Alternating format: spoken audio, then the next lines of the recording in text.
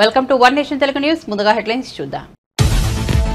వరుసగా 7వసారి లోక్సభలో బడ్జెట్ ప్రవేశపెట్టిన కేంద్ర ఆర్థిక మంత్రి నిర్మలా సీతారామన్. పరిశ్రమల అభివృద్ధికి ఆర్థిక సాయం, 100 నగరాల్లో పారిశ్రామిక పార్కులు, ఇండస్ట్రియల్ ఏరియాల్లో కార్మికుల కోసం అద్దె గృహాల నిర్మాణం.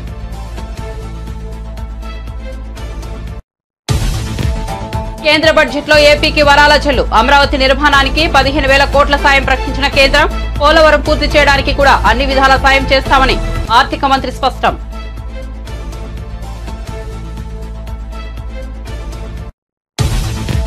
కేంద్ర బడ్జెట్ 2024-25పై ప్రధాని నరేంద్ర మోదీ ప్రశంసలు. అన్ని వర్గాల ప్రయోజనం చేకూర్చే బడ్జెట్ గా అభివర్ణన. మధ్యతరగతి జీవుల సాధికారతకు దోహదపడుతుందని విశ్వాసం.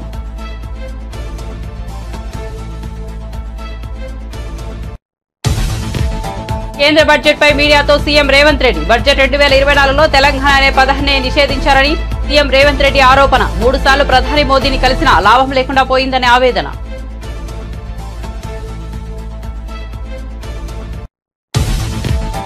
కేంద్ర బడ్జెట్లో ఏపీకి కేటాయింపులపై స్పందించిన రామ్మోహన్ నాయుడు. అవసరాన్ని బట్టి మరిన్ని నిధులు ఇస్తామన్న మంత్రి. రాయలసీమ, ఉత్తరాంధ్ర జిల్లాలకు ప్రత్యేక ప్యాకేజీ కింద నిధులు.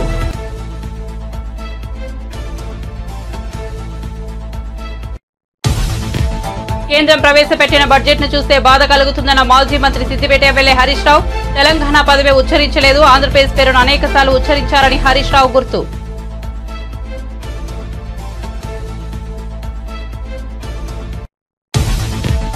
నల్గొండ జిల్లా కేతేపల్లి వద్ద భారీ వర్షాల కారణంగా మూసీ జలాశయానికి భారీ వరద. 641.10 అడుగులకు చేరిన గరిష్ట స్థాయి. చేరిన మూసీ ప్రాజెక్టులో నీటి మట్టం.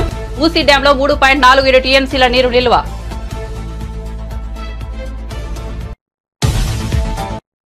ఇక వార్త వివరాల్లోకి వెళ్తే, పార్లమెంటు వర్షాకాల సమావేశాలు వరుసగా 2వ రోజు మంగళవారం ప్రారంభమయ్యాయి. కేంద్ర ప్రభుత్వం 2024-25 ఆర్థిక సంవత్సరంలో మిగిలిన 8 నెలల కాలానికి వార్షిక బడ్జెట్ ను ప్రవేశపెట్టింది. ఉదయం 11 గంటలకు ఆర్థిక మంత్రి నిర్మలా సీతారామన్ లోక్సభలో బడ్జెట్ ను ప్రవేశపెట్టారు. సార్వత్రిక ఎన్నికలకు ముందు ఈ ఏడాది ఫిబ్రవరిలో నిర్మలమ్మ తాత్కాలిక బడ్జెట్ ప్రవేశపెట్టిన విషయం తెలిసిందే. ఇక కేంద్రంలో మరోసారి మోదీ ప్రభుత్వం అధికారంలోకి రావడంతో ప్రస్తుత ఆర్థిక సంవత్సరానికి సంబంధించి పూర్తిస్థాయి బడ్జెట్ ను ప్రవేశపెట్టారు. ఈ సందర్భంగా నిర్మలా సీతారామన్ సరికొత్త రికార్డు నెలకొల్పనున్నారు. వరుసగా 2వసారి ఆర్థిక మంత్రిగా ఎన్నికైన 2024-25 బడ్జెట్ ను సమర్పించి సరికొత్త రికార్డును బ్రేక్ చేశారు. వరుసగా 7 కేంద్ర బడ్జెట్లను సమర్పించిన ఆర్థిక మంత్రిగా ఆమె సరికొత్త రికార్డు క్రియేట్ చేశారు. వరుసగా 6 సార్లు బడ్జెట్లను సమర్పించిన మాజీ ఆర్థిక మంత్రి మొనార్జీ దేశాయ్ ను అధిగమించారు. మొనార్జీ దేశాయ్ వరుసగా 6 సార్లు బడ్జెట్ ను ప్రవేశపెట్టారు. Is still in the grip of policy uncertainties. Elevated asset prices, political uncertainties, and shipping disruptions continue to pose significant downside risks for growth and upside risks to inflation. In this context, India's economic growth continues to be the shining exception and will remain so in the years ahead.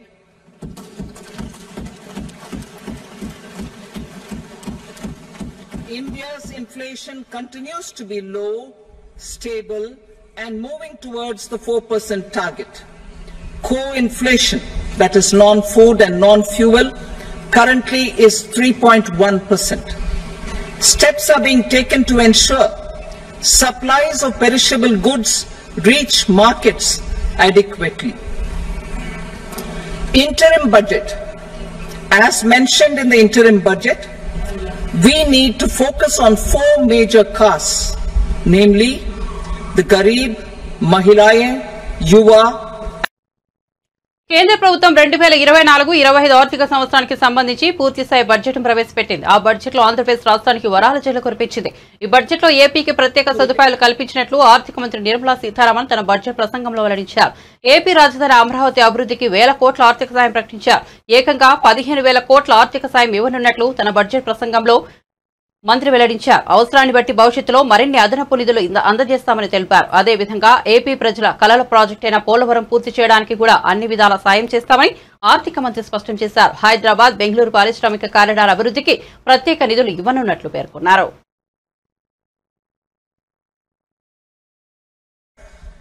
Our government will implement following 3 schemes for employment-linked incentive as part of the Prime Minister's package.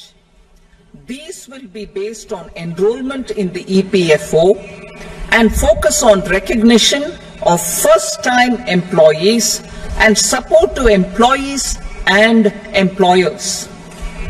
Scheme A, 1 month's salary in 3 installments to first-time employees a month. The scheme is expected to benefit 210 lakh youths.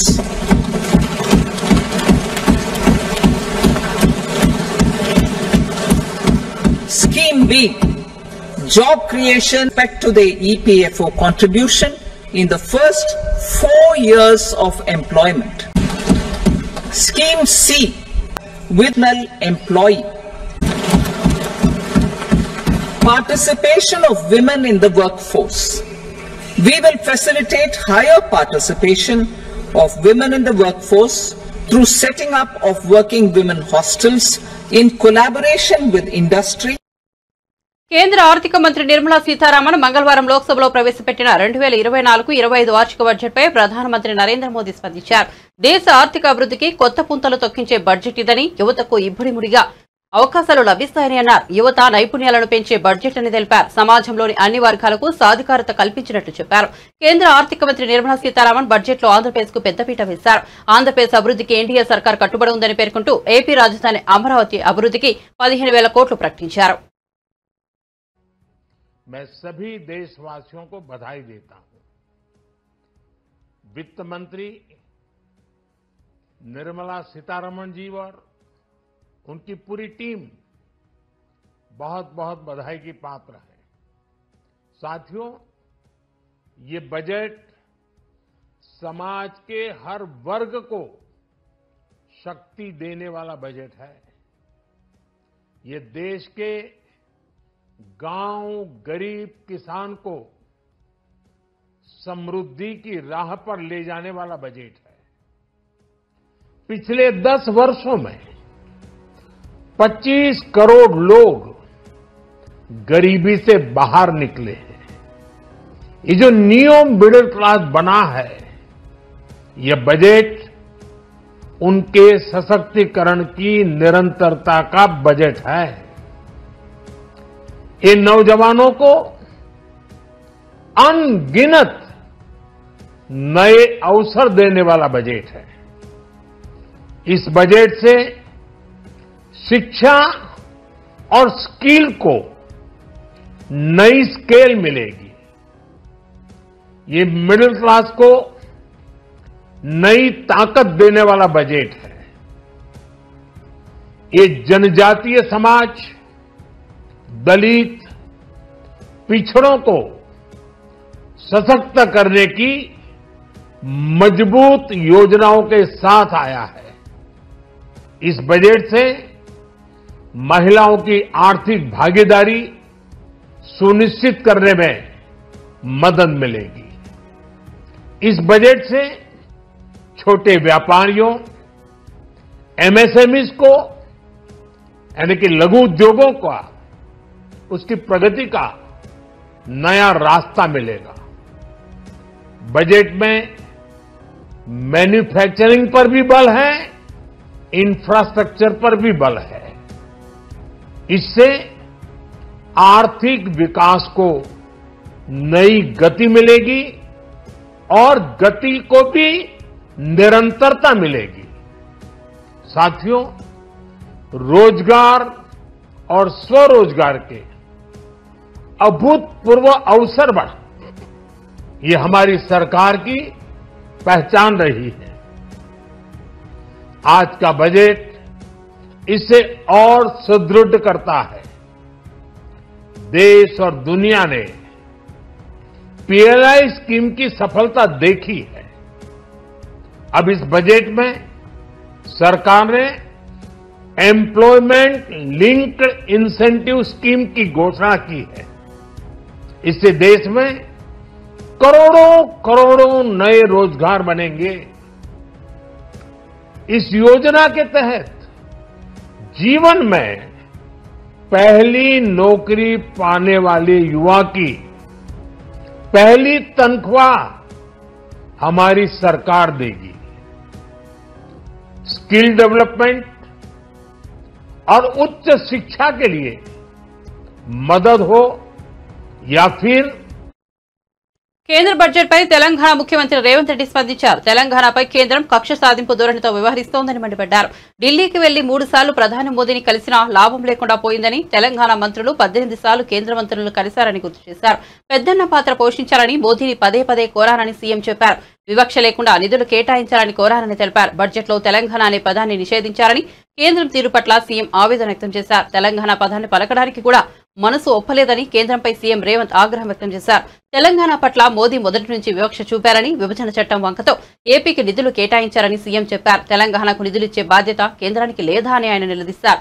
Palamuru, Rangareddy ప్రాజెక్టుకు జాతీయ హోదా ఏమైందని ప్రశ్నించారు. ములుగులో గిరిజన వర్సిటీకి నిధులే లేవని సూటిగా CM Revanth Reddy నిలదీశారు. ప్రభుత్వం ప్రవేశపెట్టిన బడ్జెట్లో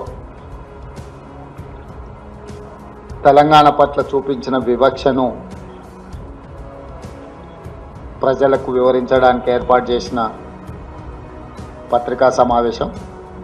ఇందులో సహచర మంత్రివర్గ సభ్యులు దామోదర్ రాజనరసింహ గారు, పొన్నం ప్రభాకర్ గారు, పొంగులేటి శ్రీనివాసరెడ్డి గారు, సీతక్క, వేం నరేందర్ రెడ్డి గారు, డాక్టర్ రోహిన్ రెడ్డి గారు ఈ పత్రికా సమావేశంలో పాల్గొని ఈరోజు కేంద్ర ప్రభుత్వం ప్రవేశపెట్టిన వికసిత్ భారత్ 2047 బడ్జెట్లో తెలంగాణ రాష్ట్రం పట్ల వివక్ష ప్రదర్శించడం కాదు, కక్షాపూరితంగా వ్యవహరించడంగా తెలంగాణ రాష్ట్ర ప్రజలు భావిస్తున్నారు. మా ప్రభుత్వం, మా మంత్రివర్గ సహచరులు 18 సార్లు ఢిల్లీకి వెళ్ళి ప్రధానమంత్రి, హోంశాఖ మంత్రి, ఇతర మంత్రులను, ప్రభుత్వ ఉన్నతాధికారులను కలిసి రాష్ట్ర పునర్విభజన చట్టంలో పొందుపరిచిన, పార్లమెంట్ ఆమోదించి హక్కులను కల్పించిన విషయంతో పాటు ఈ 10 సంవత్సరాలలో గత ప్రభుత్వం వివక్ష వల్ల, గత ప్రభుత్వం యొక్క అసమర్థత వల్ల జరిగిన నష్టాన్ని కూడా సవరించి తెలంగాణ రాష్ట్రానికి అవసరమైన నిధులను విడుదల చేయాలి అని చెప్పి మేము ప్రయత్నం చేసాం. స్వయంగా నేనే 3 సార్లు ప్రధానమంత్రిని కలిసిన. మొదటిసారి తెలంగాణ రాష్ట్రంలో ప్రభుత్వం ఏర్పడిన వెంటనే నేను, ఉప ముఖ్యమంత్రి బట్టి విక్రమార్క గారు ప్రధానమంత్రి గారిని కలిసి ఎన్నికలు ముగిసిపోయినాయి, వివక్ష లేని, వివాదాలు లేని సత్సంబంధాలను రాష్ట్ర కేంద్ర ప్రభుత్వాల మధ్యలో నెలకొల్పి అభివృద్ధికి ఒకరికొకరం సహకరించుకొని ముందుకు వెళ్తామని మొదటిసారి కలిసి చెప్పడం జరిగింది. రెండవసారి నరేంద్ర మోడీ గారు తెలంగాణ రాష్ట్ర పర్యటనకు వచ్చినప్పుడు ఆదిలాబాద్లో నేనే స్వయంగా వెళ్ళి వారికి స్వాగతం పలికి ఆ రోజు ఒక అడుగు నేను ముందుకు వేసి, ఈ దేశంలో ప్రధానమంత్రి పెద్దన్న లాంటి వాడు, మీరు పెద్దన్నలాగా వ్యవహరించాల్సిన అవసరం ఉన్నది. రాష్ట్రాల అభివృద్ధి జరగాలి అని అంటే నిధుల కేటాయింపులతో పాటు అనుమతులు వేగంగా ఇవ్వాలి.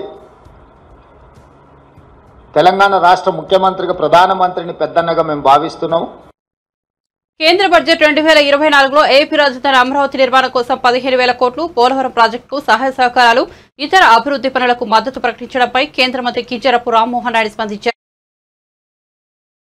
తెలిపారు. రాష్ట్ర ఆర్థిక పరిస్థితిని ప్రధాని నరేంద్ర మోదీ సహృదయంతో అర్థం చేసుకున్నారని, అందుకే ఏపీకి అండగా నిలవాలని కేంద్రం నిశ్చయించిందని తెలిపారు. ఏపీకి జరిగిన నష్టాన్ని కేంద్ర బడ్జెట్ ద్వారా భర్తీ చేసేందుకు మోదీ ప్రభుత్వం ప్రయత్నిస్తోందని రామ్మోహన్ నాయుడు వివరించారు. రాష్ట్రంలోని వెనుకబడిన జిల్లాలకు కూడా నిధులు అందించేందుకు కేంద్రం సిద్ధంగా ఉందని అన్నారు. జగన్ పాలనలో ఏపీ 5 ఏళ్ల పాటు రాజధాని లేని రాష్ట్రంగా ఉందని, రాష్ట్రం 20 సంవత్సరాలు వెనక్కు వెళ్లిందని విమర్శించారు. అవకాశాన్ని ఇచ్చాయని కూడా తెలియజేసుకుంటున్నాను. దానికి ప్రత్యేకమైనటువంటి ధన్యవాదాలు కేంద్ర ప్రభుత్వం, ఆర్థిక శాఖ మంత్రి మన నిర్మలా సీతారామన్ గారు, అలాగే ప్రధానమంత్రి నరేంద్ర మోదీ గారికి మన 5 కోట్ల మంది రాష్ట్ర ప్రజల తరపున తెలియజేస్తున్నాం.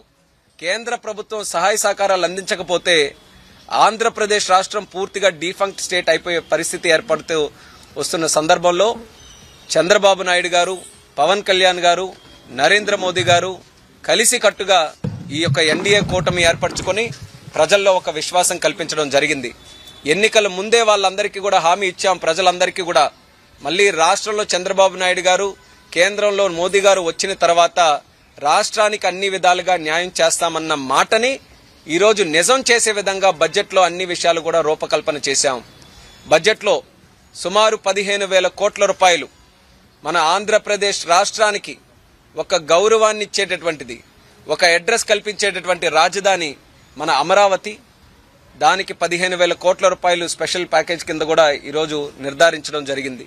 మరి ఆ అమరావతి క్యాపిటల్ చూసుకుంటే సుమారు 33,000 మంది రైతులు 30,000 ఎకరాలకు పైగా భూమిని కేటాయిస్తే అదంతా కూడా శ్మశానం చేయాలన్న ఆలోచనతో జగన్మోహన్ రెడ్డి ఏ రకంగా కక్షపూరితంగా అక్కడ ఉన్నటువంటి రైతుల్ని కూడా ఇబ్బంది పెట్టారో, అమరావతిని ఏ రకంగా అభివృద్ధి చేయకుండా చూశారో మనం అందరం చూశాం.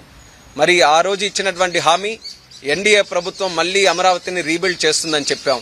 దానికి అనుగుణంగా ఈరోజు నిధులు కూడా కేటాయించాం. ఇంకా అవసరమైతే భవిష్యత్తులో కూడా నిధులు కేటాయిస్తామన్నటువంటి మాట కూడా ఆర్థిక మంత్రి గారు చెప్పడం జరిగింది.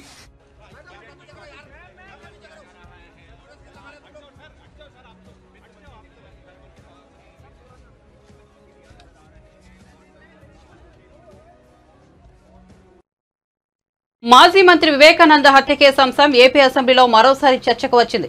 ఏపీ అసెంబ్లీ సమావేశం రెండో రోజున స్పీకర్ అయ్యన్న పాత్రుడు అధ్యక్షతన జరిగింది. ఈ సందర్భంగా సీఎం చంద్రబాబు నాయుడు మాట్లాడుతూ గత వైఎస్ జగన్ పాలనలో జరిగిన దౌర్జన్యాలు, బెదిరింపులు, అవమానాలు, హత్యా ఘటనలను వివరించారు. కడప మాజీ ఎంపీ వైఎస్ వివేకానందరెడ్డి దారుణ హత్యను ప్రస్తావించారు. హూ కిల్డ్ బాబాయ్ ఘటనను జగన్ ఎందుకు తేల్చలేకపోయారని ప్రశ్నించారు. వివేక హత్య కేసు అనేక మలుపులు తిరిగిందని, సీబీఐపైన ఎదురుదాడికి దిగారని ఆరోపించారు. వివేక హత్య జరిగాక ఘటనా స్థలానికి వెళ్లి సీఐ తన నివేదికను సీబీఐకి ఇచ్చే సమయంలో అతడికి ప్రమోషన్ ఇచ్చి అధికార దుర్వినియోగం చేశారని విమర్శించారు. హూ కిల్డ్ బాబాయ్ అనే ప్రశ్నకు త్వరలో జవాబు వస్తుందని చంద్రబాబు పేర్కొన్నారు. వైసీపీ పాలనలో ప్రతిపక్ష పార్టీల నాయకులను అనేక రకాలుగా అవమానపరిచారని, జైలులో బంధించారని అన్నారు. విశాఖలో రిషికొండపై నిర్మించిన అక్రమ కట్టడాల విషయంలో సభ్యుల సూచనలను పరిగణలోనికి తీసుకుంటామని ప్రకటించారు. హూ కిల్డ్ బాబాయ్ అని ఇంకా జవాబు రాలేదు. తొందరలో జవాబు కూడా వస్తుంది, దాంట్లో సందేహం లేదు. అధ్యక్ష, ఇది ఒక కేస్ స్టడీ. నేను 40 ఏళ్ళు రాజకీయాల్లో ఉన్నా, 14 ఏళ్ళు సీఎంగా ఉన్నా. నేను చాలా మంది ముఖ్యమంత్రులను చూసా. ఇప్పుడే విష్ణుకుమార్ రాజు చెప్పినట్టు ఒక వ్యక్తి ఏ విధంగా చేస్తాడో వివేకానంద రెడ్డి మర్డర్ ఒక ఎగ్జాంపుల్. ఎన్ని ట్విస్టులు తిరిగాయో రెండో ఎగ్జాంపుల్. కడాన ఎవడైతే అక్కడ సిఐ సీన్లో ఉన్నాడో మర్డర్ జరిగిన తర్వాత ఫస్ట్ వెళ్ళాడు. ఈ క్లీన్ చేసే ఆపరేషన్స్ అన్ని చూసిన తర్వాత అతను సిబిఐకి ఇన్ఫర్మేషన్ ఇవ్వడానికి సిద్ధపడితే ప్రభుత్వ దుర్వినియోగంతో అతనికి ప్రమోషన్ ఇచ్చి సిఐ నుంచి డిఎస్పీ తిరిగి సిబిఐ పైనే ఆరోపణలు చేసే పరిస్థితికి వచ్చారు. అధ్యక్ష, ఇన్వెస్టిగేషన్ ఆఫీసర్ పైన కేసు పెడితే సిబిఐ, ఆ ఇన్వెస్టిగేషన్ ఆఫీసర్ హైకోర్టు పోయి బెయిల్ తీసుకునే పరిస్థితికి వచ్చారు. ఇది రాష్ట్ర చరిత్రలో ఎప్పుడు చూడలే. ఇవన్నీ దేశ చరిత్ర ప్రపంచంలో కూడా జరిగి ఉండవు. ఈ దేశంలో కాదు, వేరే ప్రపంచంలో ఎక్కడా జరగవు.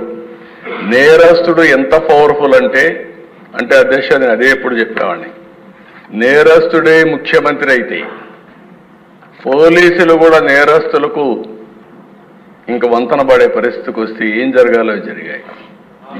అధ్యక్ష, సిబిఐ లాంటి సంస్థ వివేకానంద రెడ్డి మర్డర్లో ఉండే నిందితుడిని అరెస్ట్ చేయడానికి పోయి మేము అరెస్ట్ చేయలేమని తిరిగి వచ్చారంటే కానీ ఇమేజిన్ అధ్యక్ష. తర్వాత కూడా అరెస్ట్ చేయలేదు, ఇప్పటికి కూడా కాదు, బెయిల్ వచ్చే వరకు అరెస్ట్ చేయలేదు. కేంద్రం ప్రవేశపెట్టిన బడ్జెట్ ను చూస్తే బాధ కలుగుతుందని మాజీ మంత్రి సిద్దిపేట ఎమ్మెల్యే హరీష్ రావు పేర్కొన్నారు. కేంద్ర బడ్జెట్ లో తెలంగాణ పదవి ఉచ్చరించలేదు, ఆంధ్రప్రదేశ్ పేరును అనేకసార్లు ఉచ్చరించారని హరీష్ రావు గుర్తు చేశారు. తెలంగాణ అసెంబ్లీలోని మీడియా పాయింట్ వద్ద ఎమ్మెల్యే ప్రశాంత్ రెడ్డితో కలిసి హరీష్ రావు మీడియాతో మాట్లాడారు. ఆంధ్రప్రదేశ్ లో పోలవరం త్వరితగతిన పూర్తి చేస్తామన్నారు. ఏపీ రాజధానికి డబ్బులు ఇస్తామన్నారు. రాయలసీమతో పాటు ఆంధ్రాలోని వెనుకబడిన జిల్లాలకు డబ్బులు ఇస్తామన్నారు. ప్రత్యేకంగా ఈ విషయాలను ప్రస్తావించడం సంతోషమే, కానీ తెలంగాణ విషయం ఏమైంది? మరి ఈ ప్రభుత్వం ఏం చేస్తోంది? కేంద్రంతో సత్సంబంధాలు మెయింటైన్ చేస్తున్నాం, మోదీకి దగ్గరగా ఉన్నాం, కేంద్ర మంత్రులను రోజు కలుస్తున్నామని చెప్పారు. కనీసం తెలంగాణ ప్రస్తావన కూడా లేదు. బీజేపీ కాంగ్రెస్ కలిసి తెలంగాణకు అన్యాయం చేశారని హరీష్ రావు ఆగ్రహం వెలిబుచ్చారు. కేంద్ర ప్రభుత్వం ఇలా బడ్జెట్ ప్రవేశపెట్టారు. ఇలా కేంద్ర బడ్జెట్ లో చూస్తే నిజంగా బాధ కలుగుతా ఉంది. తెలంగాణ అనే పదమే ఉచ్చరించలేదు. ఆంధ్రప్రదేశ్ పేరు చాలా సార్లు ఉచ్చరించారు. సరే ఇవ్వండి, ఆంధ్రప్రదేశ్ కి ఎందుకు ఇచ్చారని నేను అనను. ఆంధ్రప్రదేశ్ లో పోలవరం త్వరితగా పూర్తి చేస్తామన్నారు, క్యాపిటల్ కు డబ్బులు ఇస్తామన్నారు, వెనుకబడిన జిల్లాలకు డబ్బులు ఇస్తామన్నారు, ప్రత్యేకంగా అనేక సార్లు ప్రకటించారు. సంతోషం. కానీ తెలంగాణ విషయం ఏమైంది? మరి ఈ ప్రభుత్వం ఏం చేస్తా ఉంది? మేము కేంద్రంతో సత్సంబంధాలు మెయింటైన్ చేస్తున్నాం, మోడీ గారికి చాలా దగ్గరగా ఉన్నాం, మేము కేంద్ర మంత్రుల్ని రోజు కలుస్తున్నామన్నారు. కనీసం తెలంగాణ ప్రస్తావన కూడా లేదు. బీజేపీ కాంగ్రెస్ ఇద్దరు కలిసి ఇవాళ తెలంగాణకు తీవ్రమైన అన్యాయం జరిగింది. తెలంగాణలో కూడా వెనుకబడిన జిల్లాలు ఉన్నాయి. రాష్ట్ర విభజన చట్టంలో తెలంగాణలోని 9 జిల్లాలు వెనుకబడిన జిల్లాలు ఉన్నాయి. మరి ఈరోజు రాయలసీమ, మీరు కొంత ఆంధ్రాలో వెనుకబడిన జిల్లాల గురించి కేంద్ర బడ్జెట్ లో మాట్లాడారు. తెలంగాణ వెనుకబడిన జిల్లాల గురించి ఎందుకు మాట్లాడలేదు? ఈ రాష్ట్రం నుంచి కేంద్రంలో మంత్రులుగా ఉన్న కిషన్ రెడ్డి గారు, బండి సంజయ్ గారు ఎందుకు చొరవ చూపడం లేదు అని నేను అడుగుతా ఉన్నా. ఆంధ్ర వెనుక జిల్లాలకు డబ్బులు ఇచ్చినప్పుడు, ప్రత్యేక నిధులు ఇచ్చినప్పుడు తెలంగాణలోని వెనుకబడిన జిల్లాలకు ఎందుకు మొండి చేయి చూపుతున్నారు? అంటే తెలంగాణ పట్ల కేంద్రానికి, బీజేపీకి ఎందుకు ఇంత నిర్లక్ష్యం అని చెప్పి నేను అడుగుతా ఉన్నా. ఇలా మనకు జాతీయ ప్రాజెక్టు గురించి లేదు. మా పాలమూరు ఎత్తిపోతల పథకానికి జాతీయ ప్రాజెక్టు ఇవ్వచ్చు కదా, ఎందుకు ఇవ్వట్లేదు? ఆంధ్రాకి ఇచ్చినప్పుడు మాకు కూడా ఒక జాతీయ ప్రాజెక్ట్ ఇవ్వాలి కదా. బయ్యారం ఉక్కు ఫ్యాక్టరీ గురించి ప్రస్తావన లేదు, వరంగల్ కోచ్ ఫ్యాక్టరీ గురించి ప్రస్తావన లేదు. తెలంగాణకు ఓవరాల్ గా గుండు సున్నా ఇచ్చింది. కేంద్ర ప్రభుత్వం ఈ రోజు పెట్టిన బడ్జెట్ లో తెలంగాణకు మొండి చేయి చూపించింది. మొత్తంగా ఇచ్చింది ఏమని ఉంటే గుండు సున్నా తప్ప ఏమి లేదు. తెలంగాణకు బీజేపీ ప్రభుత్వం తీరని అన్యాయం చేయడం జరిగింది. ఇది మరి తెలంగాణ నుంచి ఉన్న 8 మంది ఎంపీలు, ఇవాళ బీజేపీ ఎంపీలు దీని మీద కేంద్రం మీద ఒత్తిడి తేవాలి. ఈ రాష్ట్రం నుంచి కేంద్రంలో ఉన్న మంత్రులు తెలంగాణకు జరిగిన అన్యాయం మీద స్పందించి ఈ రాష్ట్రానికి నిధుల్లో వాటా తేవాలని చెప్పి. ఏపీ ప్రభుత్వం 2 కీలక బిల్లులను శాసనసభ ముందుకు తీసుకొచ్చింది. ఏపీ భూ యాజమాన్య హక్కు చట్టాన్ని రద్దు, ఆరోగ్య వర్సిటీ పేరు మార్పు బిల్లులకు సభ ఏకగ్రీవంగా ఆమోదం తెలిపింది. విజయవాడలోని ఆరోగ్య వర్సిటీకి ఎన్టీఆర్ పేరు పునరుద్ధరించారు. ఈ మేరకు స్పీకర్ అయ్యన్న పాత్రుడు సభలో ప్రకటన చేశారు. తెలుగులోనే ఆయన ఈ ప్రకటన చేయడం గమనార్హం. ఒక్క ఆంగ్ల పదం కూడా వాడకుండా బిల్లులు ఆమోదం పొందినట్లు స్పీకర్ ప్రకటించడాన్ని సభ్యులు అభినందించారు. I beg to move for leave to introduce the Andhra Pradesh Land Titling Repeal Bill 2024. మంత్రి గారి ప్రతిపాదన సభా సమక్షంలో ఉంది. ఇప్పుడు ఈ విషయం ఆంధ్రప్రదేశ్ భూమి హక్కుల యాజమాన్య రద్దు బిల్లు 2024ను ప్రవేశపెట్టడం. ఈ ప్రతిపాదనను సభలో సుముఖంగా ఉన్నవారు అవును అనండి,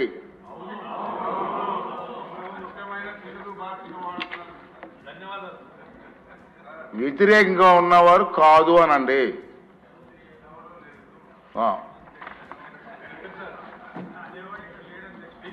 అవునన్న వారు అందరూ కూడా ఏకగ్రీయంగా అన్నారు. కాబట్టి ఈ ప్రతిపాదన ఆమోదించడమైనది. బిల్లు సభలో ప్రవేశపెట్టబడింది.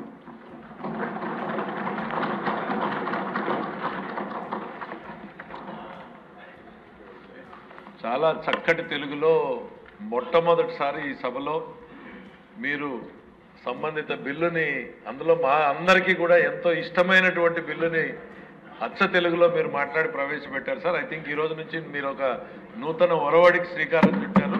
అందరూ హృదయపూర్వకంగా ధన్యవాదాలు. ప్రతి అక్షరం తెలుగులో మాట్లాడే ప్రయత్నం చేస్తున్నాను, మీరు సహకరించండి. ఆరోగ్య కుటుంబ సంక్షేమం మరియు వైద్య విద్యా శాఖ మంత్రి గారు డాక్టర్ వైఎస్ఆర్ ఆరోగ్య విజ్ఞాన శాస్త్రముల విశ్వవిద్యాలయ సవరణ బిల్లు 2024ను ప్రవేశపెట్టేందుకు అనుమతి కోరడం అవుతారు. I beg to move for leave to introduce the Dr. YSR University of Health Sciences Amendment Bill 2024. మంత్రి గారి ప్రతిపాదన సభా సమక్షంలో ఉంది. ఇప్పుడు విషయం డాక్టర్ వైఎస్ఆర్ ఆరోగ్య విజ్ఞాన శాస్త్రముల విశ్వవిద్యాలయం సవరణ బిల్లు 2024ను ప్రవేశపెట్టడం. ఈ ప్రతిపాదనను సుముఖంగా ఉన్నవారు అవును అనండి, వ్యతిరేకంగా ఉన్నవారు కాదు అనండి. అందరూ కూడా అవును అన్నవారు అధికంగా ఉన్నారు కాబట్టి ఈ ప్రతిపాదన. కేంద్ర ప్రభుత్వం ప్రవేశపెట్టిన బడ్జెట్పై ఏపీ కాంగ్రెస్ అధ్యక్షురాలు వైఎస్ షర్మిల తీవ్ర విమర్శలు గుప్పించారు. కేంద్ర బడ్జెట్ ఎన్నికల మేనిఫెస్టో ఉండడం కరెక్ట్ అని విమర్శించారు. ఎన్నికల్లో హామీలు ఇచ్చిన విధంగా బడ్జెట్ ను కూడా ఇష్టం వచ్చినట్లుగా ప్రకటించారని మండిపడ్డారు. ఇది బడ్జెట్నా లేదా ఎన్నికల హామీలా అనేది బీజేపీ పెద్దలు చెప్పాలని ప్రశ్నించారు. ఈ బడ్జెట్ అనడం కంటే దీన్ని ఎన్నికల మేనిఫెస్టో అనడమే కరెక్ట్ కాబోలు. ఎన్నికల మేనిఫెస్టో అయితే ఏది పడితే అది చెప్పొచ్చు, ఏ వివరాలు లేకుండా చెప్పొచ్చు, ఏ హామీ అయినా ఇవ్వచ్చు. కానీ బడ్జెట్ అయితే నంబర్స్తో కూడింది, డీటెయిల్స్ ఇస్తూ, నంబర్స్ చెప్తూ, టైం ఫ్రేమ్ చెప్తూ చేయాల్సింది బడ్జెట్. మరి బీజేపీ పార్టీ ప్రవేశపెట్టిన ఈ బడ్జెట్ ఎన్నికల మేనిఫెస్టోను తలపిస్తుంది. 4 అంశాలు మాత్రమే మాట్లాడారు ఆంధ్ర రాష్ట్రం గురించి. వీటిల్లో బడ్జెట్ ప్రవేశపెట్టక ముందు చంద్రబాబు గారు 1,00,000 కోట్ల రూపాయలు ప్రతి సంవత్సరము మాకు అవసరం ఉంటుంది వివిధ ప్రాజెక్టులకి అని చెప్పారు.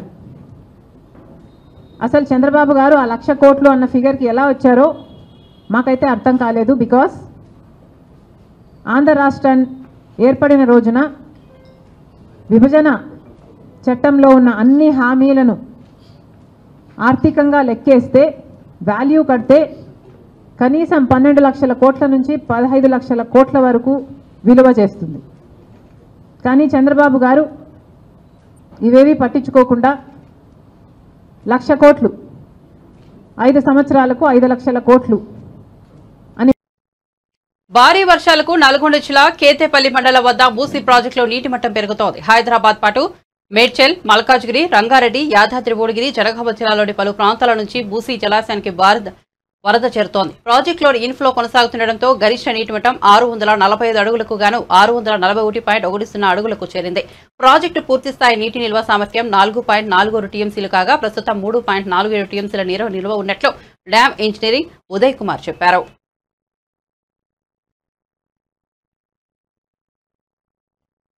వైఎస్ఆర్సీపీ ప్రభుత్వం చేపట్టిన నాడు నేడు పనులపై సమగ్ర విచారణ చేయిస్తామని విద్యాశాఖ మంత్రి నారా లోకేష్ ప్రకటించారు. శాసనసభ 2వ రోజు సమావేశంలో భాగంగా స్పీకర్ అయ్యన్న పాత్రుడు ప్రశ్నోత్తరాలు చేపట్టారు. ఈ ప్రభుత్వం చేపట్టిన నాడు నేడు పనుల్లో భారీగా అవినీతి జరిగిందని టీడీపీ ఎమ్మెల్యేలు తెనాలి శ్రవణ్ కుమార్, ధూళిపాల నరేంద్ర, ఏలూరు సాంబశివరావు సభ దృష్టికి తీసుకొచ్చారు. దీనిపై విచారణ చేపట్టాలని రాష్ట్ర ప్రభుత్వాన్ని కోరారు. అనంతరం మంత్రి లోకేష్ మాట్లాడుతూ ప్రభుత్వ పాఠశాలను బలోపేతం చేస్తామని తెలిపారు. నాడు నేడుపై ప్రభుత్వం విచారణ చేపడుతోందన్నారు. నాసిరకంలో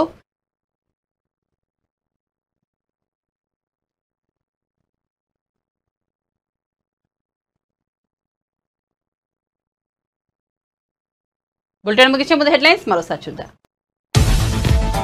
వరుసగా 7వసారి లోక్సభలో బడ్జెట్ ప్రవేశపెట్టిన కేంద్ర ఆర్థిక మంత్రి నిర్మలా సీతారామన్. పరిశ్రమల అభివృద్ధికి ఆర్థిక సాయం, 100 నగరాల్లో పారిశ్రామిక పార్కులు, ఇండస్ట్రియల్ ఏరియాల్లో కార్మికుల కోసం అద్దె గృహాల నిర్మాణం.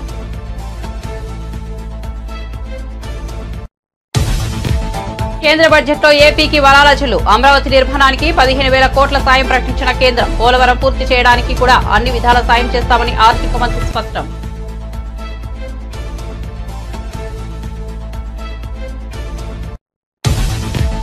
కేంద్ర బడ్జెట్ 2024-25పై ప్రధాని నరేంద్ర మోదీ ప్రశంసలు. అన్ని వర్గాల ప్రయోజనం చేకూర్చే బడ్జెట్ గా అభివర్ణన. మధ్యతరగతి జీవుల సాధికారతకు దోహదపడుతుందని విశ్వాసం.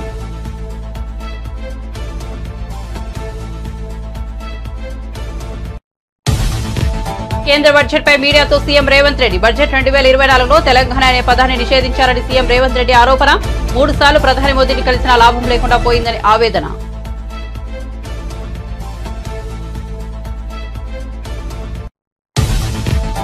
కేంద్ర బడ్జెట్లో ఏపీకి కేటాయింపులపై స్పందించిన రామ్మోహన్ నాయుడు అవసరాన్ని బట్టి మరిన్ని నిధులు ఇస్తామన్న మంత్రి. రాయలసీమ ఉత్తరాంధ్ర జిల్లాలకు ప్రత్యేక ప్యాకేజీ కింద నిధులు.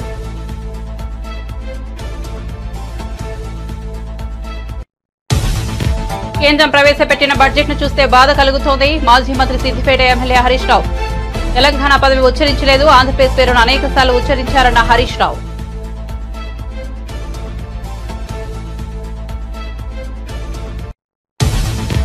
నల్గొండ జిల్లా కేతేపల్లి వద్ద భారీ వర్షాల కారణంగా మూసీ జలాశయానికి వరద నీరు 641.10 అడుగులకు చేరిన గరిష్ట స్థాయి చేరిన మూసీ ప్రాజెక్టులో నీటి మట్టం. మూసీ డ్యాంలో 3.47 టీఎంసీల నీరు నిలువ.